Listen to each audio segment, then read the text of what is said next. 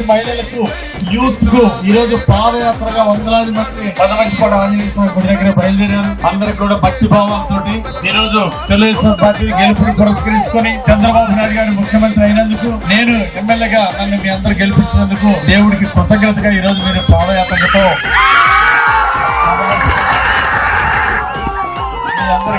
మీ అందరికీ నేను ప్రత్యేక ధన్యవాదాలు తెలియజేస్తున్నాను, అభినందనలు తెలియజేస్తున్నాను. నాకు చాలా సంతోషంగా ఉంది.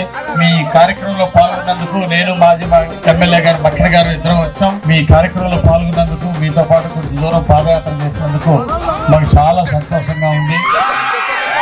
అందరికీ ధన్యవాదాలు తెలియజేస్తూ, అభినందనలు తెలియజేస్తూ సెలవు.